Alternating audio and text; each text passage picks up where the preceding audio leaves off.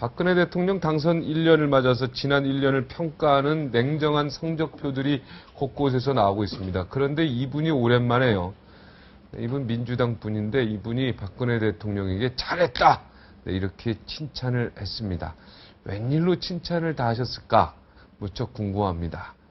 민주당의 올 1년은 또 어땠는지 이분이 또 냉정히 평가는 잘 하시는 분입니다. 박지원 민주당 의원 모시겠습니다. 안녕하십니까. 안녕하세요.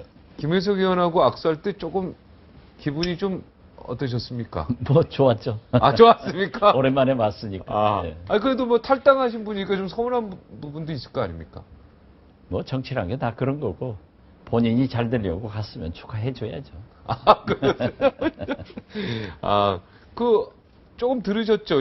뭔가 좀 국민들의 그 반향, 국민들이 원하는 방향으로 이 새 정치가 가는 그 물결에 몸을 담그고 싶었다. 이 멘트에 좀 감동받지 않으셨습니까? 저한테 그걸 어떻게 답변해야 좋겠어요. 글쎄요, 저는 뭐 요즘 창조경제, 새정치 모르겠어요. 이것도 아니고 저것도 아니니까. 네. 근데 이제 오늘 충격적인 여론조사 결과가 나왔지 않습니까? 만약에 안철수 신당이 나오면 민주당 지지율이 10%로 떨어지고 안철수 신당이 30%까지 간다는 거 아닙니까? 새누리당이 35%고. 예. 그건 여론조사에 불과하고 네. 지금 우리 국민들이 새누리당이나 민주당 특히 박근혜 대통령의 정치 행태에 대해서 엄청난 실망을 하고 있습니다. 네. 그러니까 요즘 나 같은 건 없는 건가요? 그런 이런 노래가 또 국민들 안녕하셨으니까 네. 이런 대자보가 친박 사람들이 부르는 노래입니다. 나 같은 건 없는 건가요? 그건 누구나 다 해당이 되는 거예요. 네. 야당에도 해당이 되는 거. 야당 의원들도 이 노래 요즘 많이 부릅니까? 투가열 노래? 나 같은 건 없는 거.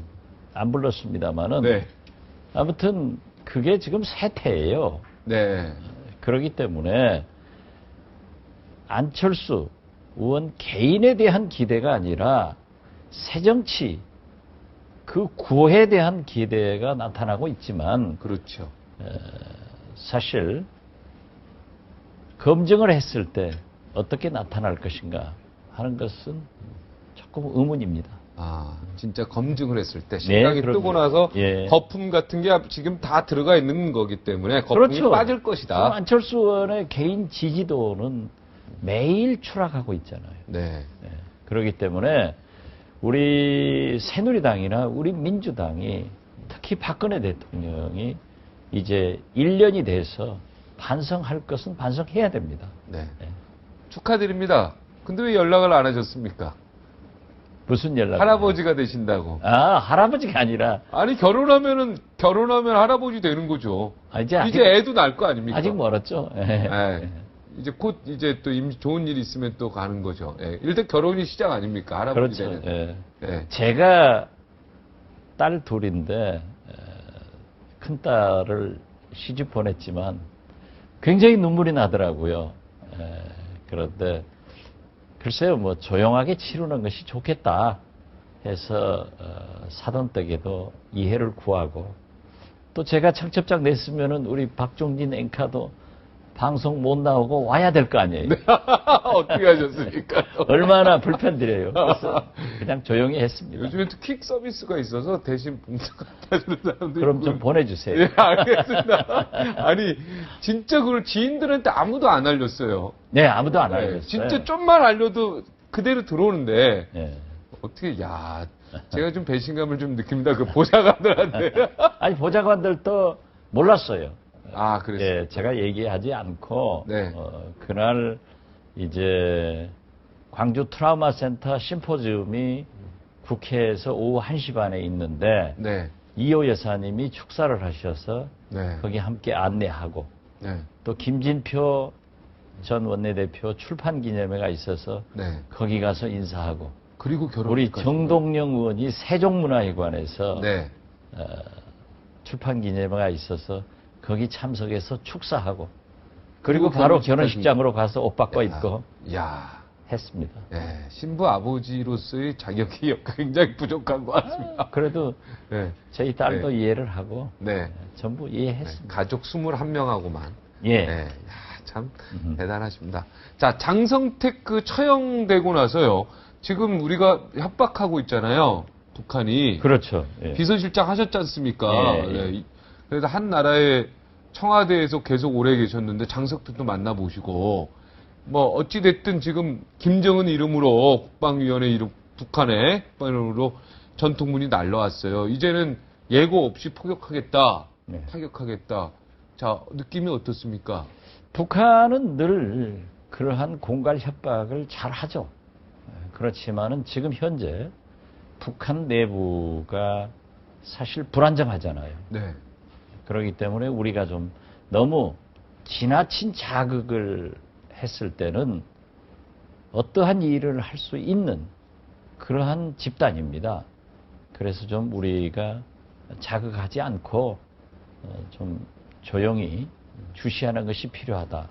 이런 거 보면은요, 미국이 참으로 현명한 나라예요. 그렇게 캐리 국무장관이 강한 메시지로 경고를 하면서 김정은 같은 수중에 핵을 두어서는 안 된다 하고 역시 세계 지향적인 메시지를 탁 던지잖아요. 그러면서 계속 주시를 하고 있지 자극을 안 하고 있습니다. 그래서 우리도 좀 그러한 모습을 보일 때가 아닌가. 그리고 어떠한 경우에도 북한이 그런 도발을 하면은 우리도 절대 용납할 수 없다는 모습을 보이는 의미에서 오늘 NSC가 창설된다 하는 것도 굉장히 박근혜 대통령께서 잘한 결정이다 이런 생각합니다. NSC 이제 사무처가 창설됩니다. 그렇죠. 예. 과거도 있었지 않습니까? 과거 있었죠. 정부에도 예. 있었고. 근데 MB 그러니까 정부에만 지금- 그게 없었거든요. 그러니까 MB 정부가 대북 정책을 망친 거예요.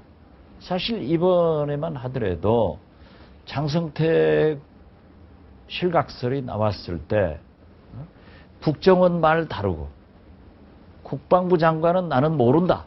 발표도 몰랐다. 통일부 장관은 또 그게 아니고 이래가지고 정부에서 국민들한테 신뢰감을 안 줬거든요. 그리고 우리 국민들이 불안했단 말이에요. 그런데 만약 NSC가 공식 기구로 있고 사무처가 존재한다고 하면은 이러한 문제들을 전부 매일 파악해서 조정하고 네. 또 대통령께 보고하고 장관들, 국정원장 모두 공유함으로써 정확한 대북 정보를 가지고 있고 또 파악을 하고 국민들에게 알릴 수 있는 것은 알리고 대비하기 때문에 아주 NSC 출범, 특히 사무처가 공식화된 것은 높이 평가합니다. 높이 평가하고. 그래서 박근혜 대통령한테 잘했다 이런 거죠? 박근혜 정부 이번에 NSC 관련해서. 그 대북 정책은 제가 볼 때는 비핵 개방 3천은 북한이 핵을 먼저 폐기하면은 10년 내로 국민소득을 3,000달러로 올려주겠다. 네. 그러니까 북한에서 반발을 했단 말이에요. 네. 그런데 박근혜 대통령 한반도 신뢰 프로세스는 선 핵폐기 주작의 빗장을 열어버렸습니다. 네. 그리고 대화와 지원을 하겠다. 이렇게 해서 당근과 채찍을 적당하게 가하고 있거든요. 네. 그러고 그런 것은 굉장히 잘하고 있다. 또 지금 미국, 일본, 중국, 우리 한국도 사실상 하늘에서 바다에서 전쟁을 하고 있는데 우리 한국은 미국 풀도 먹어야 되고 중국 풀도 먹어야 되거든요. 그런데 박근혜 대통령이 미국이나 중국에 편중되지 않고 등거리 외교를 하는 것. 그리고 일본 아베 수상의 그 무자비한 역사 의식에 대해서 강한 비판을 하면서 버텨주는 것. 이런 건 잘하고 있는 거예요. 네. 이제 1년 지났는데 이제 대선 이거 불복 문제라든가 댓글 문제 이런 거 좀 깨끗하게 정리 좀 했으면 좋겠는데 국민들도 아주 너무 지겹고 예. 그건 박근혜 대통령이 1년 내 안 한 거예요. 아, 제가 여기 대통령이 하면 되는 겁니까? 태도남마에 나와서도 네. 이건 이명박 정권에서 이루어진 일이지만 현직 대통령으로서 사과를 한다. 그리고 철저히 수사를 해서 처벌할 사람 처벌하고 책임질 사람 책임지고 재발 방지를 위해서 개혁을 하겠다. 이렇게 선언했으면 다 된 거예요. 그런데 어제 발표한 군사이버사령부 보십시오. 이게 딱 발표 내용을 보면은 국민과 야권에서 특검을 해야 된다 하는 발표를 국방부가 하고 있는 것 같아요. 보세요. 뭔가 사이버사령부가 대선 2달 전부터 갑자기 인원이 배로 늘었습니다. 61명에서 130 몇 명으로 늘었어요. 그리고 댓글 다는 심리전단이 71명으로 6명에서 늘었어요. 10배 이상 늘었네요. 그렇죠. 그래가지고 어제 발표 보세요. 정치에는 개입했는데 대통령 선거에는 개입하지 않았다. 심리전 단장은 3급이에요.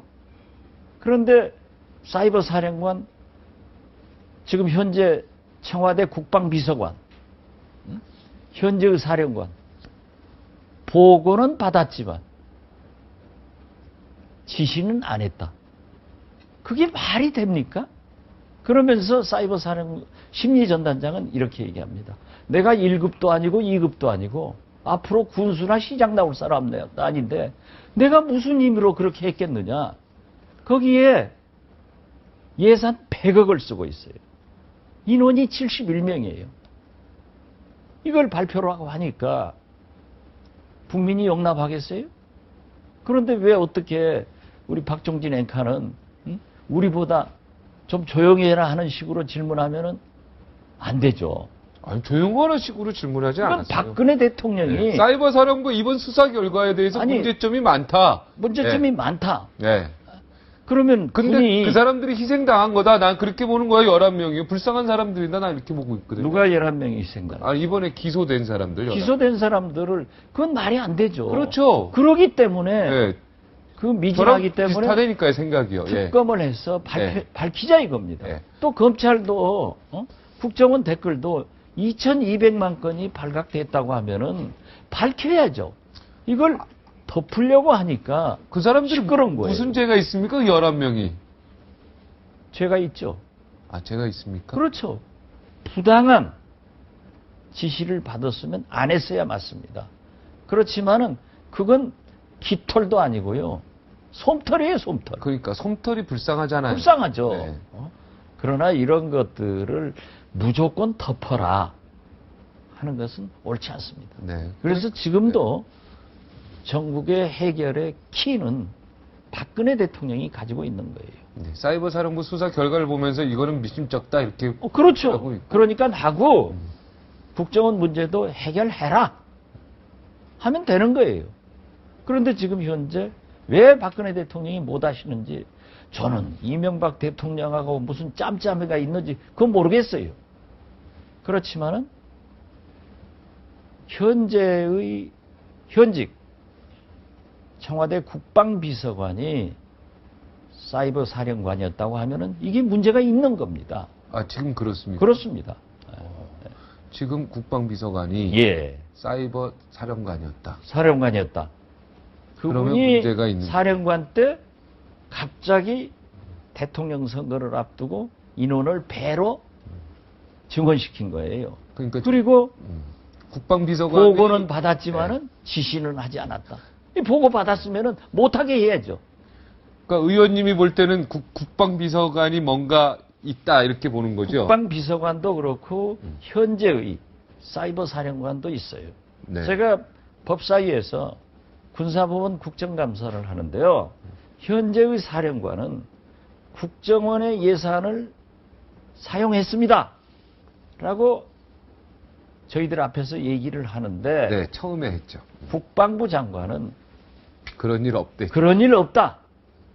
앞뒤가 틀리네요. 틀리죠. 윗사람이 얘기하는 거, 예. 윗사람이 얘기. 그리고 심리전단장도 똑같은 얘기를 하고 있기 때문에 이거 덮으려고 해서는 안 됩니다. 이것도 일이 커지는. 그렇죠. 지금 국정원 댓글 사건도 이렇게 해서는 안 된다 이거예요. 그래서 다 특검을 해야 된다. 특검을 해서 밝혀야 된다.